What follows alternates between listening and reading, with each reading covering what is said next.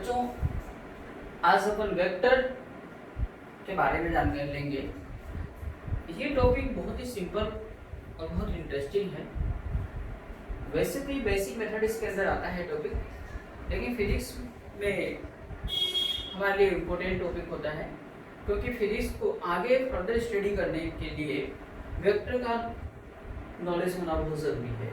बिना वेक्टर के नॉलेज के हम फिजिक्स में आगे स्टडी नहीं कर पाएंगे या करना नामुमकिन है, मुश्किल है। ठीक है, तो बच्चों आइए मालूम करते हैं वेक्टर के बारे में कुछ बातें। फिजिकल क्वांटिटीज को on the basis of direction दो पार्ट में डिवाइड किया गया। पहला डिवाइडेशन तो था डिपेंडेंसी के पॉइंट ऑफ व्यू से, जो अपन पहले मालूम कर चुके हैं। नंबर 1 था फंडामेंटल क्वांटिटीज, नंबर 2 था डायरेक्ट क्वांटिटीज। यहाँ पर डायरेक्शन के बेस पर दो पार्ट में वापस डिवाइडेशन हुआ उनका। नंबर 1 स्केलर क्वांटिटी और सेकंड बोलो वेक्टर क्वांटिटी। स्केलर क्वांटिटीज मालूम करते हैं क्या होती हैं। Scalar quantities, these are such type of quantities which have only magnitude for complete representation. No need of direction for such type of quantities are known as scalar quantities. ऐसी physical quantities होती हैं जिनको completely represent करने के लिए सिर्फ और मात्र सिर्फ हमें मैग्नीट्यूड की जरूरत होती है। No need of direction, direction की आवश्यकता नहीं होती है। एग्जाम्पल की बात करते हैं। Mass, length, time, distance, speed, work, power, energy, temperature, electric current, potential difference और इलेक्ट्रोमोटिव फोर्स। एक ही बात होता है, आगे पढ़ेंगे चार्ज एंड सो ऑन। ठीक है, ये सभी की सभी क्या होती है स्केलर क्वांटिटीज। इससे पहले आगे बढ़ने से पहले हम थोड़ी सी छोटी सी बात बताते हैं मैग्नीट्यूड के बारे में। ठीक है ना, किसी भी फिजिकल क्वांटिटी का मैग्नीट्यूड, जैसे मैं कहूं मास, ठीक है 2 kg, तो बच्चों इस 2 तो इसका न्यूमेरिकल वैल्यू है और केजी इसकी यूनिट है, और 2 kg पूरा का पूरा कंबाइंड फॉर्म में 2 kg, this is the magnitude of given mass. 2 नहीं है मैग्नीट्यूड, केजी भी नहीं है अकेला, 2 kg को मैग्नीट्यूड बोलेंगे। ठीक है, माने मैग्नीट्यूड में न्यूमेरिकल वैल्यू और यूनिट दोनों ही आती है। ठीक है, तो ऐसी फिजिकल क्वांटिटी जिनको कंप्लीटली रिप्रेजेंट करने के लिए सिर्फ हमें मैग्नीट्यूड की जरूरत होती है, डायरेक्शन की जरूरत नहीं होती है।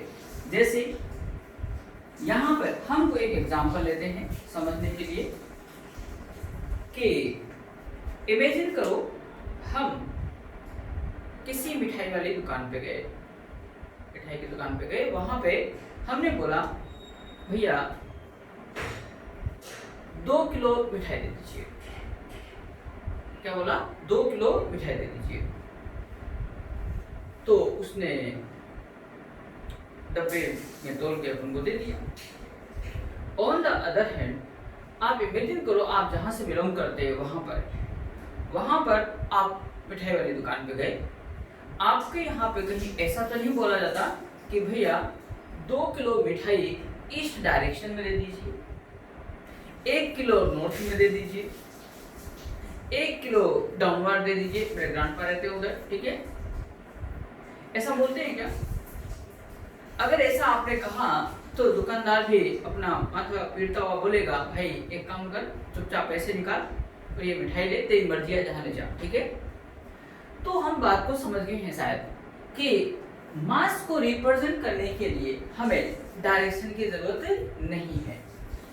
2 kg बोल दीजिए, 2 kg मिठाई दे दीजिए, that is sufficient for complete representation for mass. No need of direction, direction बताने की जरूरत नहीं है। अगर हमने अनवांटेड डायरेक्शन दी तो दुनिया वाले हमको क्या कहेंगे, समझ में आ गया ना जी? क्लियर? तो ऐसी फिजिकल क्वांटिटीज जिनको कंप्लीटली रिप्रेजेंट करने के लिए हमें क्या चाहिए बोलो, सिर्फ और मात्र सिर्फ मैग्नीट्यूड की जरूरत होती है, नो नीड ऑफ डायरेक्शन। एक एग्जांपल और लेते हैं। कोई आपसे पूछे टाइम क्या हुआ भाई, ठीक है, तो हमको टाइम पूछा गया तो हमने घड़ी देख के बताया कि भाई टाइम 9:20 संध्याकालीन सभा में, मतलब पीएम अलोंग ईस्ट डायरेक्शन, ऐसा अगर बोल दिया तो समझ गए ना क्या होगा? क्या ऐसा बोलना उचित है? बिल्कुल नहीं। केवल ये बता दो भाई कि इतने बज के इतने मिनट एम पीएम जो भी बताना बता दीजिए, डायरेक्शन की कहाँ जरूरत है, ठीक है? अगर डायरेक्शन बताए तो दुनिया वाले समझ जाएंगे कि समझ आ गया। जी हाँ, तो ऐसी फिजिकल क्वांटिटी जिनको कंप्लीटली रिप्रेजेंट करने के लिए सिर्फ हमको मैग्नीट्यूड की जरूरत होती है, क्या कहलाती है बोलो? Scalar quantity. Now vector quantity की बात करते हैं। Vector quantities these are such type quantities which have magnitude as well as direction both. Magnitude की भी जरूरत होती है और डायरेक्शन की भी जरूरत होती है। उसके अलावा बहुत इंपॉर्टेंट पॉइंट होता है कि वो वेक्टर्स लॉ को ओबे करना आवश्यक है, ठीक है? मैग्नीट्यूड होना चाहिए, डायरेक्शन होना चाहिए और वेक्टर्स लॉ को ओबे करना आवश्यक होना चाहिए, ठीक है? ये इंपॉर्टेंट है सबसे। अभी आगे आप पूछ सकते हैं कि वेक्टर्स लॉ क्या होते हैं, तो आगे हम इसी टॉपिक में आगे हम फर्दर स्टडी करेंगे, पेशेंस रखिए थोड़ा, ठीक है? उनके बारे में बताएंगे कि वो लोग क्या होते हैं, उनका ओबे करना भी आवश्यक होता है, ठीक है? तो इसी कारण, ठीक है, यहाँ पे हम कह सकते हैं कि वेक्टर क्वांटिटी के लिए magnitude, direction and vectors law का ओबे करना जरूरी है। Example displacement, velocity, momentum, acceleration, force and so on, ठीक बात है क्या? तो बच्चों यही कारण होता है कि इलेक्ट्रिक करंट, आप जानते हैं, आगे बात करेंगे इसको और डिटेल में वापस। इलेक्ट्रिक करंट स्केलर क्वांटिटी है, क्यों? क्योंकि इसके पास मैग्नीट्यूड, डायरेक्शन होने के बावजूद भी ये वेक्टर्स लॉ को ओबे नहीं करती है। कैसे नहीं करती आगे हम मालूम करेंगे, ठीक है? पढ़ेंगे डिटेल में। चलिए यहाँ पे नोट कर लीजिए।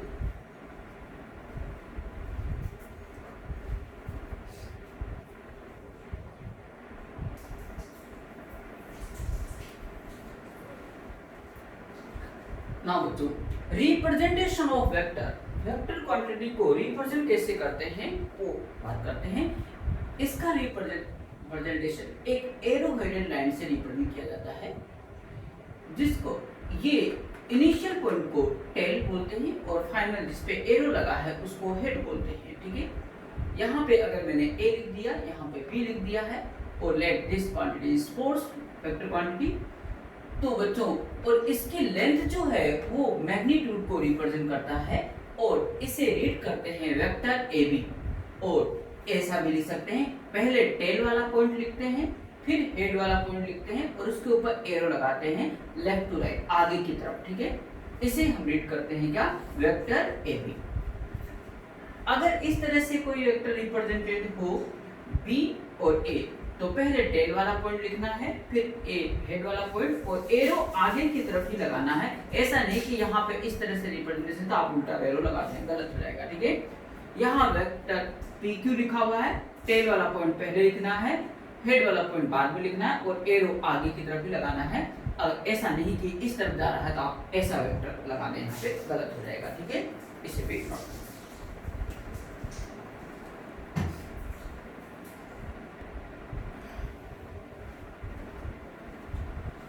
नेक्स्ट पॉइंट देखिएगा बच्चों, magnitude directly proportional to length होता है, यानी वेक्टर की लेंथ जितनी ज्यादा होगी उतना ज्यादा मैग्नीट्यूड होगा। उसको हम इस तरह से समझते हैं कि एग्जांपल में कि ये कोई वेक्टर है फोर्स, उसकी लेंथ मान लेते हैं 2 सेंटीमीटर है लेंथ और वो 10 न्यूटन मैग्नीट्यूड को रिप्रेजेंट कर रही है।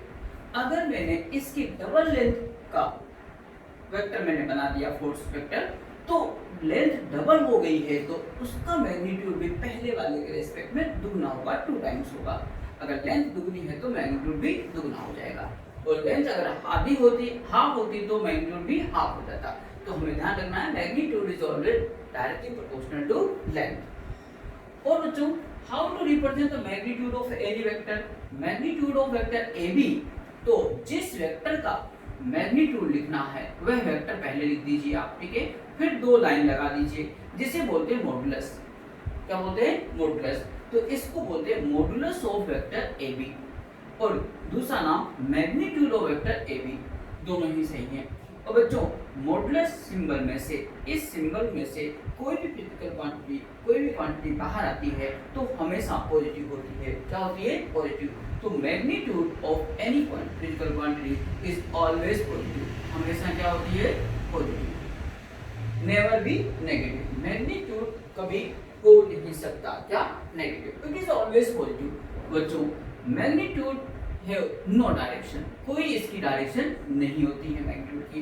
तो मैग्नीट्यूड कैसी क्वांटिटी है, कोई आपसे पूछ ले तो आपको जवाब देना है मैग्नीट्यूड हमेशा इसके अंदर होता है। ठीक है। और अगर मैं कुछ बात करूं कि ये कोई मैग्नीट्यूड ऑफ वेक्टर ए लिखना है तो पहले वेक्टर ए लिख दीजिए, इसका मैग्नीट्यूड और इक्वल टू ए, ये भी करेक्ट है। अगर मैं कह दूं magnitude of minus B vector, तो ये मैग्नीट्यूड का सिंबल लगा लीजिए। इस मैग्नीट्यूड सिंबल से बाहर जो आएगा वो हमेशा पॉजिटिव होगा, उसके ऊपर एरो डायरेक्शन नहीं होगी। ठीक है जी हाँ। यानी कि आप ये सोचिए कि इन दो लाइनों से बाहर जो जाता है तो ना तो नेगेटिव साइन बाहर आएगा ना ही एरो बाहर आएगा। ठीक है। और इस दोनों लाइन के अंदर नेगेटिव साइन हो सकता है, ऊपर एरो भी हो सकता है। बाहर आता है तो सारे पाप धुल चुके हैं, ना तो तीर लगेगा ऊपर ना माइनस होगा, पूर्ण रूप से शुद्ध हो चुका है, पूरा का पूरा पवित्र हो चुका है। ठीक है। अब देखिए अगर हम कहें मैग्नीट्यूड ऑफ PQ कैसे लिखना है तो PQ लिखिए पहले, फिर ये दो मॉडुलस का सिंबल लगा दीजिए और इसके इक्वल में आप केवल PQ भी लिख सकते हैं। ऐसा लिखो या छोटा ब्रैकेट लगा दीजिए, एक ही बात होती है। लिखो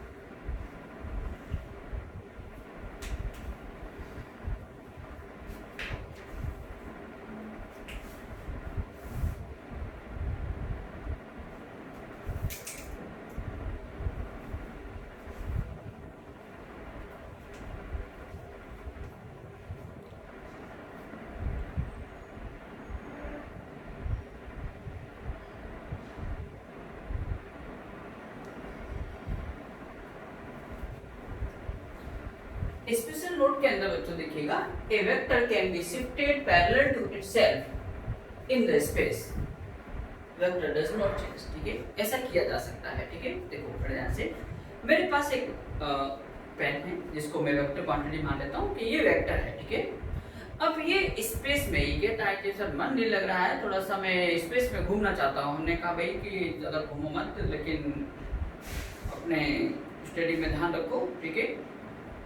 कई बार सफल होने के बाद में घूमिएगा फिरिएगा। नहीं सर प्लीज़, मौसम बड़ा सुहाना है, थोड़ा सा घूमने जाना है, ठीक है, प्लीज़ अलाउ। हमने कहा एक हमारी कंडीशन है, आप जब भी स्पेस में इधर उधर जाओ, नंबर 1 आपकी डायरेक्शन में कोई चेंज नहीं होना चाहिए, ठीक है, डायरेक्शन में चेंज नहीं होना चाहिए। और वेक्टर वही है तो ऑब्वियसली उसके मैग्नीट्यूड में तो चेंज हो नहीं सकता। तो कंडीशन हमने लगाई कि आपकी डायरेक्शन में चेंज नहीं होना चाहिए, आप इधर उधर घूम फिर लो, ठीक है। इसने बोला कि सर कंडीशन तो बड़ी टिपिकल लगाई है, फिर भी कोशिश करता हूँ। तो ये इनिशियल वेक्टर मान लेता हूँ मैं, और एक ऐसा ही पेन उसी कंपनी का सेम लेंथ का लाया हूँ, लेंथ सेम है तो मैग्नीट्यूड सेम हो जाएगा, ठीक है। तो ये वेक्टर कहाँ कहाँ स्पेस में जा सकता है देखिएगा। अगर आपको डायरेक्शन सेम दिखाई दे तो बोलिएगा यस सर जा सकता है, और डायरेक्शन में चेंज दिखाई दे तो कहना नो सर यहाँ शिफ्ट नहीं हो सकता। तो ये वेक्टर इनिशियल ऐसा था, और ये क्या यहाँ शिफ्ट हो सकता है? जी हाँ हो सकता है, डायरेक्शन सेम है और मैग्नीट्यूड तो सेम हो गई क्योंकि वही वेक्टर जा रहा है। वेक्टर यही जा रहा है इस तरह से, लेकिन हम आपको समझाने के लिए दूसरा पेन यूज कर रहे हैं। ये देखिए, ये वेक्टर यहाँ शिफ्ट हो सकता है, यस, यहाँ हो सकता है, हाँ, डायरेक्शन